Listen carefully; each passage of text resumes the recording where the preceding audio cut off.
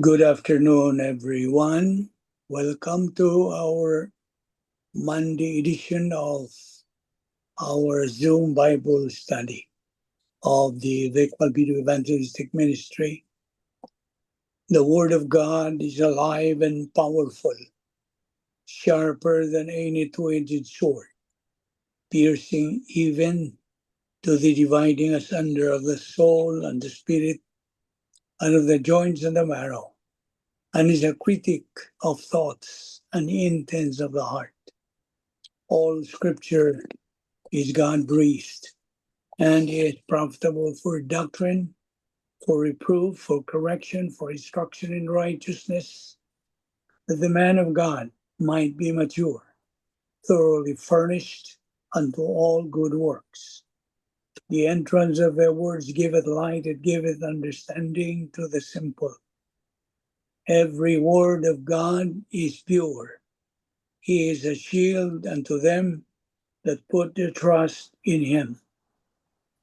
Christ died for our sins according to the scripture, and that he was buried, and that he rose again the third day according to the scriptures, that whosoever believeth in him should not perish but have eternal life. For God so loved the world that he gave his only begotten Son, that whosoever believeth in him should not perish but have everlasting life. For God sent not his Son into the world to condemn the world, but that the world through him might be saved. He that believeth on him is not condemned, but he that believeth not is condemned already, because he hath not believed in the name of the only begotten Son of God. He that believeth on the Son hath everlasting life, and he that believeth not the Son shall not see life, but the wrath of God abideth on him. Now, in Isaiah 55:11, so is my word that goes out from my mouth. It will not return to me empty, but will accomplish what I desire and achieve the purpose for which I sent it. And remember, our ministry's battle cry is found in Romans chapter 1, verse 16. For I am not ashamed of the gospel, because it is the power of God that brings salvation to everyone who believes, first to the Jew, then to the Gentiles. Now, we have steps to make in our Bible study. So these are the rules. We confess our sins. We turn that doctrinally as rebound technique, and then maintain humility. Have an open mind. Concentrate on the message, not on the messenger. Leave all human viewpoint thoughts, problems, etc. outside. Abandon them. Leave them. Now, if you follow those steps, God, the Holy Spirit, will take control of your mind while he functions his teaching ministry and teach you God's truths. You know, God is no respecter of age, person, profession, or status in life. Therefore, let us pray.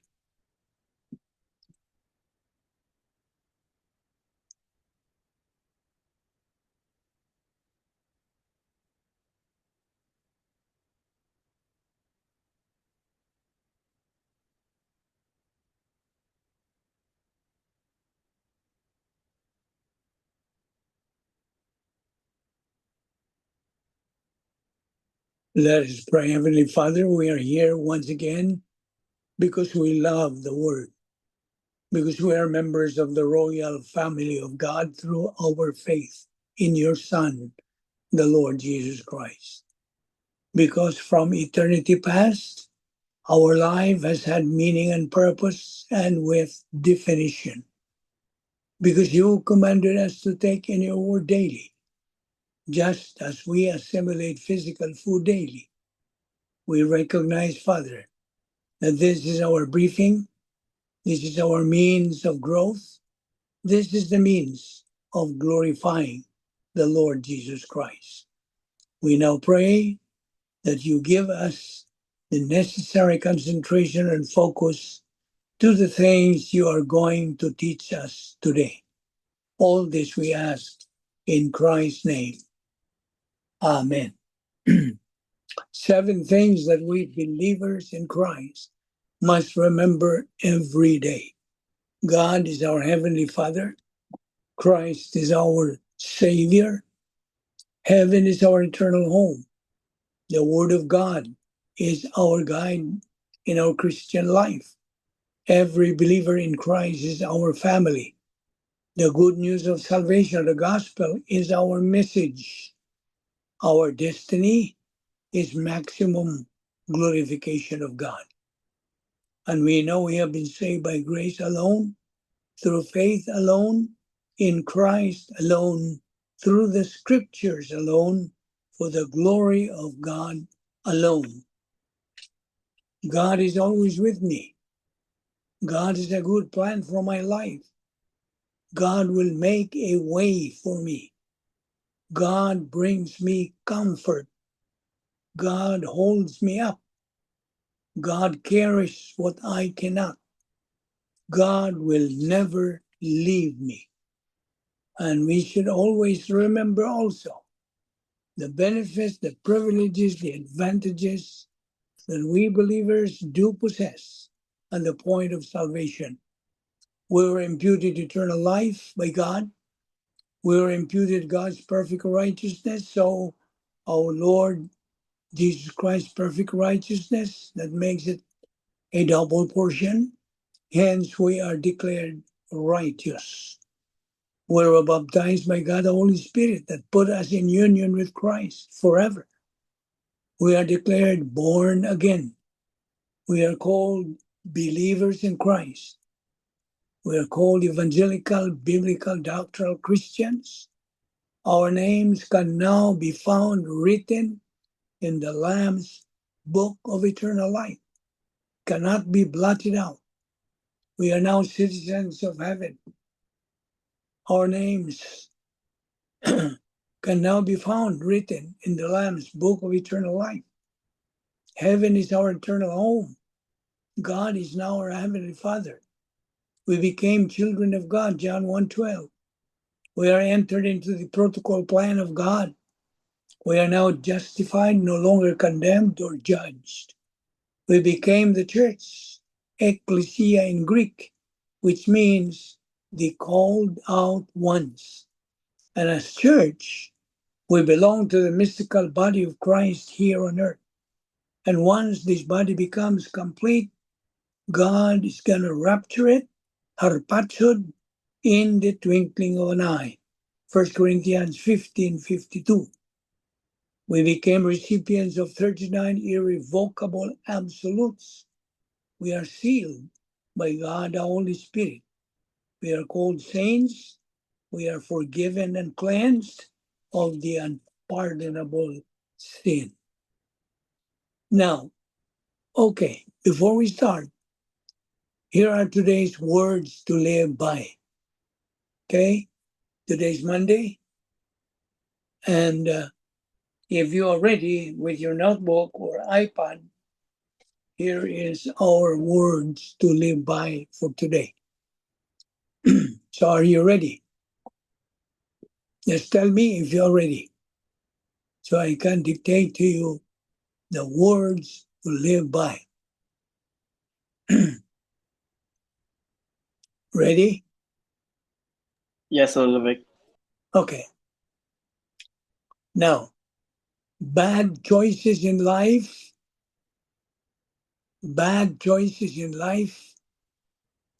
lead to reduced future options. Lead to reduced future options. While good choices in life widen future options. Widen future options. May I repeat the whole phrase? Bad choices in life lead to reduced future options, while good choices in life widen future options. Okay? All right. So those are today's words to live by. So, okay. Let's start our Zoom Bible study for today. First of all, it starts on the gospel. This is addressed to you, my friend, unbeliever. For you, all unbelievers listening and joining us, these are for you. Okay? I can only tell you the truth, but I cannot make you believe it. Okay? I repeat, I can only tell you the truth, but I cannot make you believe it. Now, this quote carries a weight the Bible speaks plainly about. One more thing. What is the purpose of life? It's a very common question. What is the purpose of life? Okay. To know the purpose of your life, first of all, number one, you have to know your Creator. He is the one who designed us and gave us the purpose of our life. Now, I'm quoting this from, noted blog. I think you know him, Gamboa. He said, to demonstrate to you this, let's take a pair of plastic gloves. A pair of plastic gloves. If you don't put your hands, meaning you don't wear the gloves on your hands, the gloves are of no use. Even if you fill the gloves with water, sand, marble, or coins, they're of no use. Now, the gloves seem full. That's compared to the worldly wealth, honor, fame, prestige that are filled in the gloves. And yet, the gloves are of no use, no purpose. Well, the gloves here seem to be full, and yet they are empty. Same with our life. Even if we fill in our life with money, fame, power, popularity, whatever career we have, deep inside of us, we feel the emptiness. We don't have a purpose. You know why? Because there is a void in our heart. Void, shape that no shape can fill in other than the cross shape. Because listen, the only one who can complete the heart is the one who created it. Now, let me share to you the purpose through the gospel. What is the gospel? Well, gospel means good news. But in order to know the good news, we have to understand the bad news first. What is the bad news? Listen, the bad news is that God is holy, just, righteous, and perfect. So what's bad in that? Well, the bad thing there is that the problem is we are not. We human beings are not. You and I We are not. In fact, God's word says in his word, all of us have sinned and come short of the glory of God. Romans 3:23. So no one is good but God alone. It is written. And the standards of heaven is perfection. No one is perfect but God alone. Okay? Always remember that. We are all sinners. I repeat, all have sinned and come short of the glory of God. No one's perfect but God alone. Even the kindest person that you know, even the pastor you admire, the priest you highly respect, even your role model, if God is not in them, they are not saved. Okay? Now, why did I say not saved? Because we are all sinners. And Romans 6:23 says the wages of sin is what? Death. Death meaning we are headed to hell. Because God is a just God, a righteous God. Now, how can we adjust to God, therefore? How? Well, we have to make three adjustments towards God. We have the salvation adjustment to the justice of God.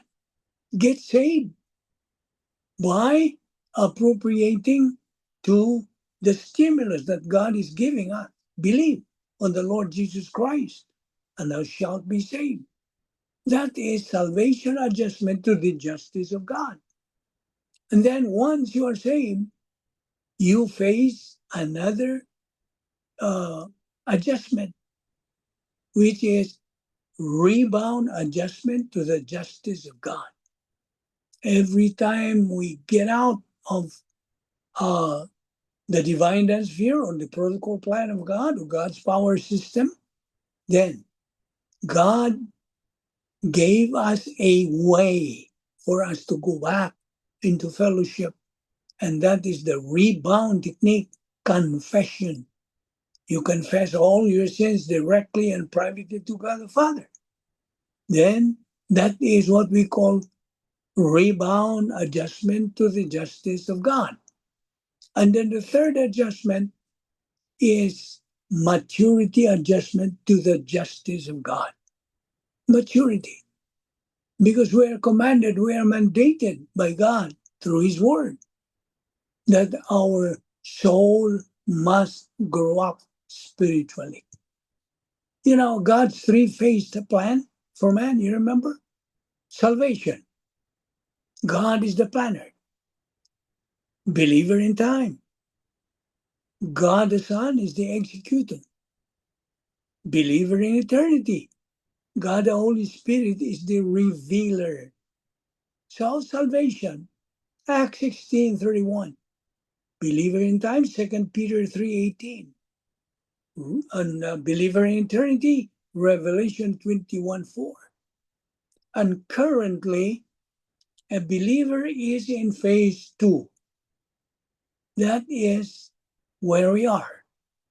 And that believer is mandated to grow up spiritually through the daily intake of Bible doctrine to be able for him to reach spiritual maturity so he can enjoy the escrow blessings in time and reach capacity for life. Because all this escrow blessings that he received while in phase 2 will be parlayed in phase 3. To be parlayed. Okay? Now, in another note, there is one call no one can silence. You know what call is that? Death. You see, death is a call that none can ignore. It does not wait for a convenient time. No one can decline that call. The question is not if it comes, but are you ready when it comes? What do you think people put off the most? Living or eternity?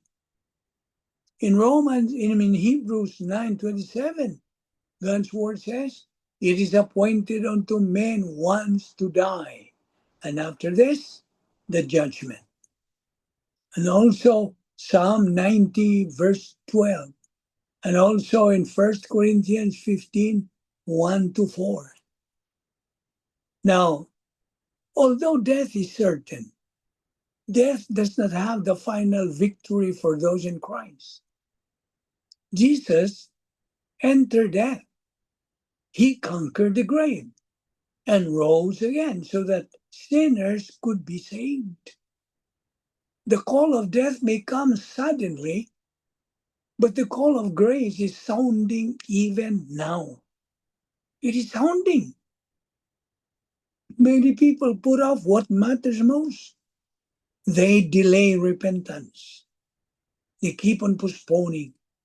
They delay surrender. They delay faith. Now, why do people put off the most? What? No, not why, but what? What do people put off the most? Living or eternity? You see, many are busy building a life on earth while neglecting their soul.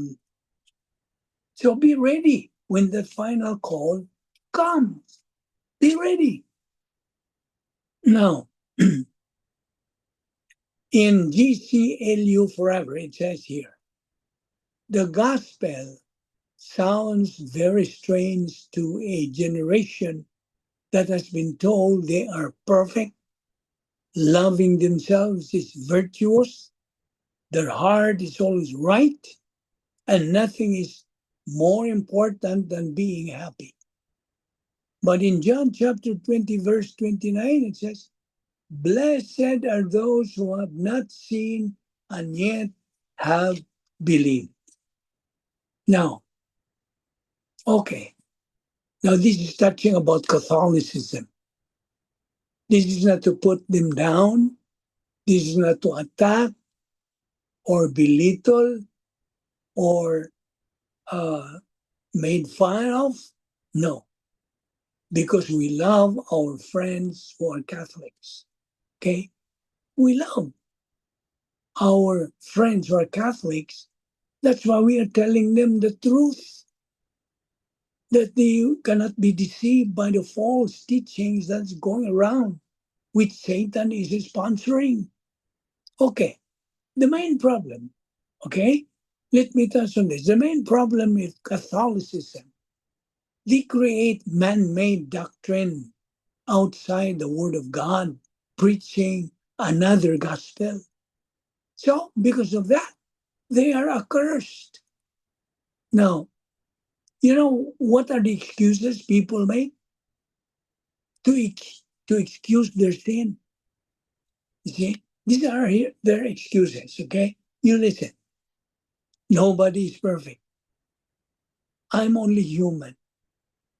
We're going to sin anyway. God knows my heart. Only God can judge me. It is someone else's fault that I do this. My acts aren't hurting anyone. What I'm doing works for me and makes me feel happy. God's grace covers my sin. God's love, or God loves people too much to punish sin. There's no such thing as sin. You see? Imagine that. These are people who try to excuse their sin. One excuse, there is no such thing as sin. I don't believe in God. That's the worst thing. The Bible is wrong. I'm in charge of my own life and destiny. Now listen, none of these excuses are acceptable to God, who will judge everyone. None. None of these excuses cannot be accepted by God. Okay, now, when we talk about the gospel, okay, the gospel means good news. The gospel is offensive. Yes, It offends you because it convicts you of your sin. It convicts you of your transgressions and iniquities. After you're offended by it, it saves you when you believe it. Did you get the point? Are you following me? So I repeat, after you are offended by it, it saves you when you believe it. It tells you you are a sinner and that you need a savior. You need to know what your problem is before you know what the solution is. You need to know what is wrong with you so that Jesus can make it right. Okay? Now, let's talk about the lake of fire. This is where unbelievers go. You remember our Lord Jesus Christ telling Judas Iscariot, his disciple who betrayed him, better for you never to have been born. And this is what God Himself is going to tell unbelievers. Better for you never to have been born. You see, lake of fire is your destiny because you reject my love that I offered to you.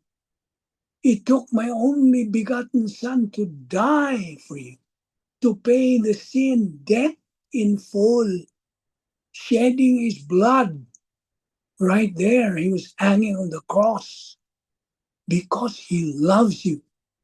God loves you so much that He gave His only begotten Son, that whosoever believeth in Him shall not perish, but have eternal life.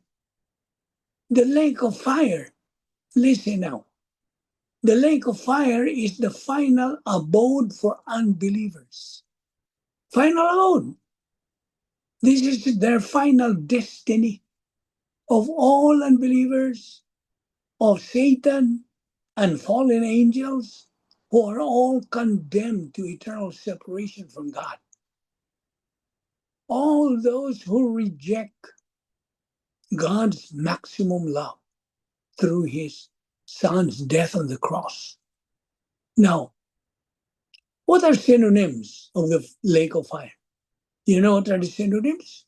Eternal fire, Gehenna, hell. These are the synonyms. Now, while the lake of fire was originally prepared for the devil and his angels, it is also the place of eternal punishment for the unbelieving dead. Matthew 25:41. Now, this locale of unquenchable fire and brimstone, sulfur, is not presently occupied because the time has not yet come for the condemned to be sent there. That's in Revelation 20:10, Revelation 21:8. The first, listen, the first to enter will be the two most evil dictators of history, the beast and the false prophet. These two, who will be thrown alive into this lake of fire at the end of the tribulation. What is the tribulation? 1,000 years of our Lord Jesus Christ's reign in this world. That is tribulation. So at the end of the tribulation, the first to enter will be these two most evil dictators of history, the beast and the false prophet. They will be thrown there alive into this lake of fire. The two will reside there alone until Satan and the fallen angels join them at the end of the millennium. Okay? Now, let me correct that. The tribulation period is 7 literal years of the most terrible time of man's history on this or earth. That's tribulation. I was mistaken to discuss about the millennium. The millennium is the 1,000 literal years of our Lord Jesus Christ's reign on this earth. Okay? So at the end of the tribulation, 7 years, these two most evil dictators of history, the beast and the false prophet, will be thrown, will be cast into the lake of fire. At the end of the tribulation, 7 years of terrible time on this earth. Okay? I hope this is clarified now. We try to straighten that out. Okay. Now the two that I mentioned, the beast and the false prophet, the two will reside there alone until Satan and the fallen angels join them at the end of the millennium. That is the 1,000 literal years of our Lord Jesus Christ's reign on earth. That's millennium. Okay? Then all human unbelievers of history, all human unbelievers of history, temporarily residing in torments, okay, will be resurrected to the last judgment and cast into the fiery lake, the lake of fire. Now, unbelievers who presently reside in torments, okay, are already eternally condemned because they died physically without accepting Jesus Christ as Savior. They rejected Him as Lord and Savior. Now, to spurn the one who died on the cross is to reject the only path to salvation and eternal life. John 14:6, 1 John 5:11 to 13. Now, these unbelievers already suffering in the temporary place of torment, according to Luke 16:19 to 30, will ultimately meet the agony of the second death, perpetual spiritual death and separation from God in the lake of fire. Now, know that the lake of fire, or Gehenna, or hell, is not a place of annihilation. No, people there are not annihilated. They don't go out of existence. No, it's not a place of annihilation, since both the beast and the false prophet are alive when Satan and his angels join them. That's in Revelation 20, verse 10. Now, every unbeliever will live there forever with human life in the soul. Okay? They will live there forever with human life in the soul and in some type of indestructible body designed for maximum suffering. Can you imagine that? They will not lose consciousness. No. They will not lose consciousness once they reach their destination, but instead will be tormented day and night forever and ever and ever. Revelation 20, verse 10b, and cross-reference to Revelation 14:11. Now, anyone who has heard the screams of people burning in fire on earth can imagine the agony. For instance, some World War II soldiers report rushing to the scene of a crashed bomber to find the wreckage ablaze, and the crew trapped inside, begging and shrieking, "Kill me! Shoot me!" before finally burning to death. The difference in the lake of fire is that the screams never stop. Did you hear me? Their screams will never stop. That's the difference in the lake of fire. There is no dying, no relief for these souls that live on forever in the place where their worm does not die and the fire is not quenched. That's in Mark 9:48. The descriptions of the lake of fire are starkly horrific. Without a doubt, a terrible reality of eternal judgment emphasizes the importance of faith in Christ during this lifetime. Faith in Christ. So behold now is the acceptable time. Behold, now is the day of salvation. 2 Corinthians 6:2. For he says, in the time of my favor I heard you, and in the day of salvation I helped you. I tell you, now is the time of God's favor. Now is the day of salvation. I hope you realize that. Okay? All right. Now, let's remember that all of us will die.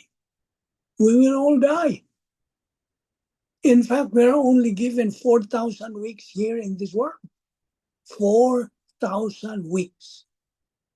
So make each one count. Do things that are aligned with your purpose. Spend as much time with your family as you can. And if you know that your time is limited here on this earth, don't waste your time. Because you see, there are people who kill time as if they have too much of it. But we don't. We don't have much time. So refrain from being one of those people who kill time. Yes, there's so many people who are killing the time. Just remind yourself, you too shall die. You who are listening to this Zoom Bible study, you are going to die. That time here on earth is not unlimited. And because it is limited, give it the appropriate respect. Give it the value that it deserves and spend it wisely. Can you? Now, there are two warrants that we must be reminded of as believers, okay? Now, I'm switching now to you, my fellow believer. A certain evangelist, Mike Huckabee, okay? He was a former governor, okay, of Arkansas or something. Okay. Now, there are two warrants that God gives every believer, that of a royal priest and that of a royal ambassador. Every believer is an ambassador for Christ. An ambassador simply is a person who takes the message of the one who sent them. So, an ambassador for Christ is not a person who goes out and tells everyone what he thinks, believes, or feels. And that's what a lot of people do. They say, let me tell you what I think. I want to tell you what I believe. Let me tell you how I feel. You know what we have got to be? We have got to be the people who say, it does not matter what I feel. Doesn't matter what I believe. What matters is what does God say? It's his message that I carry. So if it's not what he is saying, I should not say it. Ambassador for Christ, and every believer is an ambassador. Okay? Now, maybe this is your first time to hear that you are an ambassador. Supposed to be an ambassador as a believer. That's one of the warrants that God gave us believers. It's not to go tell everyone what you are thinking. It's to tell people what God said. God's word is true. If I communicate the Word of God, okay? The living God, the Word of the living God. I will be taking the message that He sent me to take, okay? That's what we are doing. You're taking God's Word. Now, okay, remember, fellow believer, I'm addressing this to you, my fellow believer. God is running the universe. This is to remind ourselves, while these are basic things, basic doctrinal points of doctrine, points of principles, that God is running the universe. Yes, God is running the universe. He cannot be fooled. God is a genius in His omniscience. His omniscience perfectly knows what's going on in the world and what's going to happen in the future. He knows the possibilities. He knows the probabilities. God knows about the past, about the present, and about the future. God knows practically everything. But there are only two things that God cannot and does not know. You know? What are these two things that God does not know? Who is bright? Who is doctrinally smart? There are two things that God cannot and does not know. Let me see. Let me see from our students of the Zoom Bible study. Who is bright? Who is smart? He can't take your free will. Okay. Of course, that can be accepted. But I want specifics. There are two specific things that God cannot and does not know. We've been talking about God knowing everything.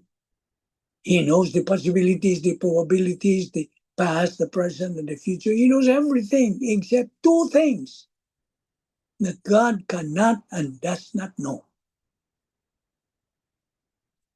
I'll give you 100% mark if you can answer. Okay. I give you 5 minutes to answer that. What? What about the others? Wake up. Okay? Use your mind now. Recall the past lessons that we took up. This is a review. Two things that God does not and cannot do. Cannot and does not know. Okay? 2 minutes. What else do you have in mind? Okay. Nobody can answer again. Listen, God knows everything. Okay? Practically everything. He knows the past, the present, the future, everything. But there are only two things that God cannot and does not know. Number one, listen. God does not know how to violate His own character. That's number one. He cannot and can never know how to violate His own character. Because He's perfect. Okay? Number two, God does not know how to send an unbeliever to heaven. You see? He does not know. He cannot send an unbeliever to heaven. So I hope you write it down in your notes. Okay? So when I ask you in the future, you have the ready answer. Okay. All right. For you, believer, fellow believer, do not ever try to build your happiness on the wrong things. What are the wrong things? that you build your happiness. Okay. Again, let me repeat. Do not ever try to build your happiness on the following. Number 1, marriage. Number 2, sex, illicit sex. Number 3, booze, drugs. Number 4, fame, popularity. What else? Prestige, honor. What else? Material things, money, people, etc. Do not ever try to build your happiness on these things. Okay? Instead, what should you build? Anybody who can answer? Try to build your happiness on the first scale of values for believers. What is our first scale of values as believers? What should be our first scale of values? Come on. What should be our first scale of values as believers? No one can answer. Word of Oh, God? The Word of God? of course. That's correct. Bible doctrine. We should try to build our happiness on this first scale of values. This is our first scale of values for believers. Bible doctrine. Because if once we have Bible doctrine in our soul, then your spiritual life functions as is. Okay? Smoothly. And no hitches in your spiritual life. It's smooth, you see, because you will be walking in the light. You will be walking in truth. You will be walking by faith. And you are influenced by the divine viewpoint lifestyle through the study of this scale of values. Divine viewpoint influence and historical impact. Our lifestyle is being developed, you see. A believer, what do we call a believer? He is composed of 3, okay? He has 3 compositions. What are they? If you are a believer, what are your compositions? That's why we compare ourselves to Trinity. Of course, we are not the Trinity. What we call it Trinity because we have 3 parts in us. That's why we are called trichotomos. You see, trichotomos. Why? Because we have the body, we have a soul, we have a human spirit. That's why we are trichotomos. We are believers. But an unbeliever is only dichotomos. Di because he only has 2 compositions, body and soul. So, you remember Adam and Eve, our first parents in the garden? Their human spirit shriveled up. It shriveled up. We call that in Visayan, incuyos. Shriveled up. So they became dichotomos. From being trichotomos to dichotomos.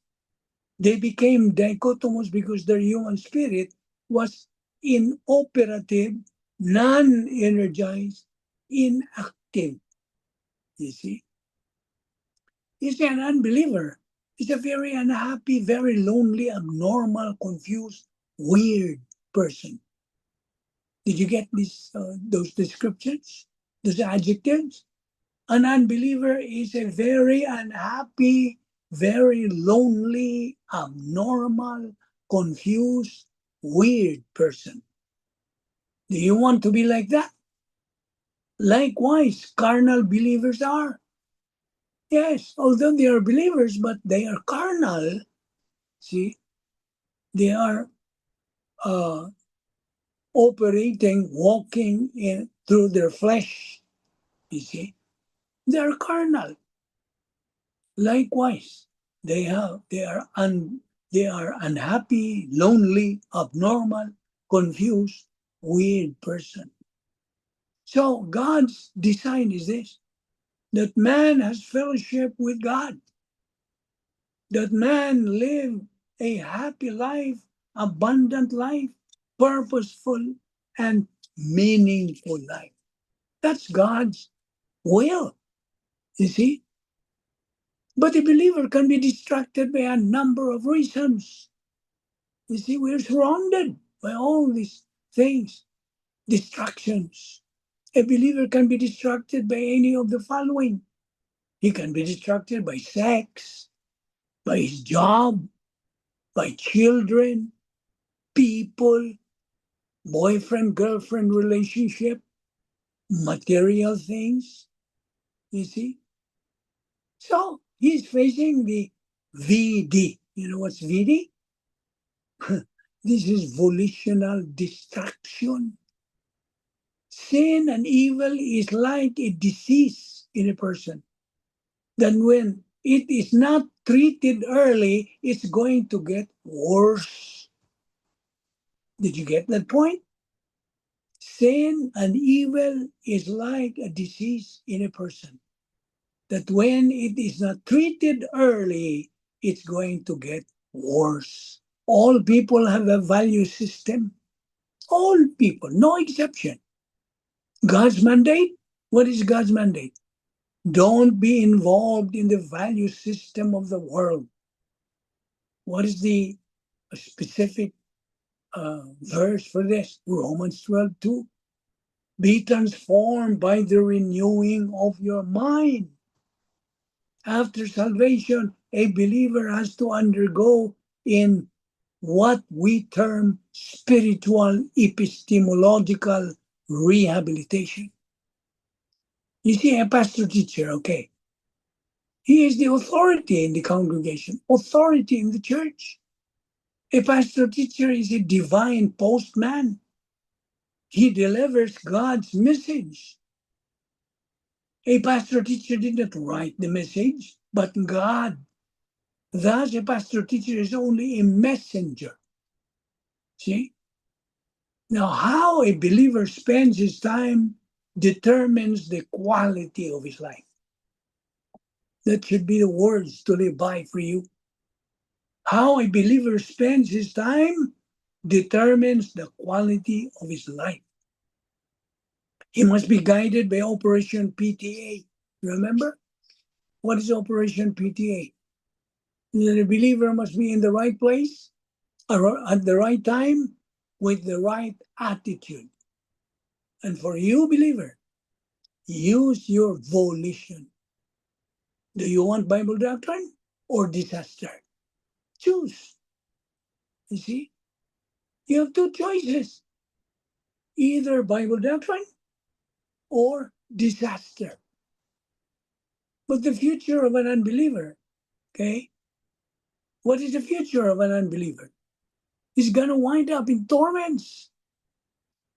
Right at the moment he dies, he goes into torments. Then, in the great white throne judgment, he's going to face judgment.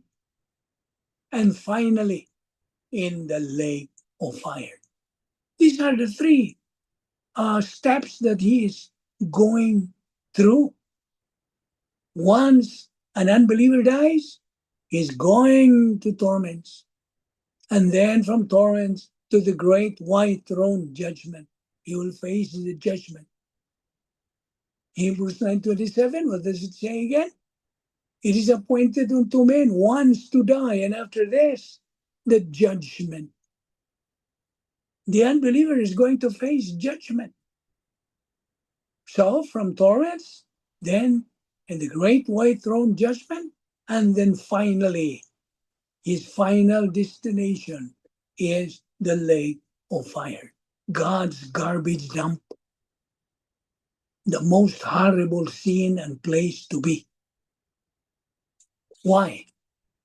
Why do we say that this is the most horrible scene and place to be? Why? Because there's maximum darkness there forever. What else? There is pain forever. What else? There is hunger forever. thirst forever, itchiness forever, anger forever, loneliness forever, maximum boredom forever, maximum frustration forever. It never runs out of fuel, it will be burning forever. There is no more escape forever. Again, this place is the most horrible scene to be. I hope you got some point on that. Okay. Now for you, fellow believer, we have to walk in the Spirit. That is God's mandate in His Word.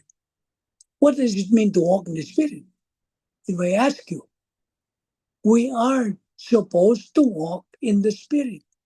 How do you do that? Okay, listen. To follow the mechanics set up by the Word of God, a believer walks in the Spirit by first of all being filled with the Holy Spirit. How? By applying the principle of 1 John 1:9. You see the sequence there? You have to be cleansed of your personal sins. What does 1 John 1:9 say? That's the key. In fact, that's the first problem-solving device that God has provided us believers. 1 John 1:9 says, if we confess our sins, He, God, is faithful and just to forgive us our sins and to cleanse us from all unrighteousness. That includes those sins that we forgot. Okay? That will be included.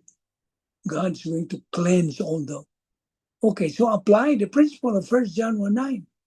Using its procedure, acknowledging, admitting, confessing one's personal sins. So, the believer applies this doctrine mentally. Okay? Mentally. After which he is instantly cleansed of his sins. Thus, that's when the Holy Spirit fills his soul and he starts walking in the Spirit. Understand? That is the way God has designed it. Perfect design. You can walk in the Spirit now because you are filled by God the Holy Spirit. Furthermore, to walk in the Spirit is a biblical concept, which means to live a life guided by the Holy Spirit, allowing God's presence and power to shape your thoughts, shape your actions, including your emotion. See? It's about surrendering to God's will and letting His Spirit lead you rather than relying on your own strength or desires. In Galatians chapter 5, 16 to 25, it's described there as living by the Spirit, producing fruits like joy, peace, and self-control. It's a journey of trust, obedience, and intimacy with God, where you seek to honor Him in all aspects of your life. You see? Now, always be conscious. Always be conscious and aware that we are supposed to live our spiritual life as believers. Otherwise, life would be boring, no purpose at all. You see, you're just wasting our time, wasting our days. You see, we're supposed to what? Purchase the time because the days are evil. That's in the Word of God. So the spiritual life of believers, let me talk about this a little. Your spiritual life as a believer is what is happening inside your soul and human spirit. That's what's happening. God gave you a spiritual life so you can function in the devil's world. And that spiritual life and growth go with you in eternity. Yes, it's going to go with us to eternity. In 1 Peter 1:25, the word of the Lord endures forever. So here's the question. How is your spiritual life? How? What is the status of your spiritual life? Are you growing and replicating the thinking of Christ? Do you know and use God's 10 problem-solving devices? Are you using? You see? Answer this to God. It's between you and God. So God is asking this, so you can answer to Him. Are you growing and replicating the thinking of Christ? Are you using my 10 problem-solving devices?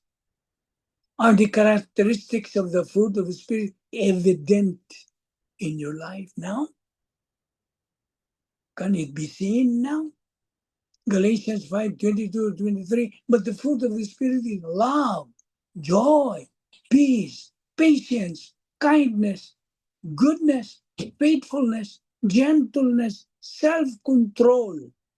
Listen, spiritual growth. Listen, write this down in your note. Spiritual growth is not automatic. Underline the word, not automatic. It is intentional. And it is the only investment that lasts forever. The only investment that will last forever. Now, let us face it, okay? Now, this is still for us, fellow believers. Rick Hughes once said, okay, let us face it, humans manufacture problems. Of course, we humans manufacture problems. We use our volition of free will to make decisions that often cause us tremendous difficulties and grief. If you have made a decision to receive Jesus Christ as your Savior, for God so loved the world that He gave His only begotten, etc., John 3:16, and provides an amazing, God is providing you an amazing way to live based on the ministry of the Holy Spirit and God's Word, the Bible. This is the Christian life, fellow believer. This is the Christian life. When you learn and execute the mechanics of the Christian life, you can have peace. You can have security even in the worst of circumstances. And this is where we will continue in our study tomorrow. Any question? No more question? Let us pray. Heavenly Father, we thank you for the grace opportunity of fellowshipping in your word today and learning especially the doctrines that we just took up. May God, the Holy Spirit, motivate and challenge us to continue feeding our soul with your word until we reach the stage of capacity for life, which is the pleroma stage, thus become winners in this present life. We pray that what we learn in your word today may become a blessing to our life. We thank you for this Zoom Bible study students who stick with us for quite a long time now, and may you challenge them, motivate them to continue in their spiritual momentum. This is the best time of the day, O Lord, we know. And we pray that you will bring us here tomorrow once again so we can continue in our intake of your word.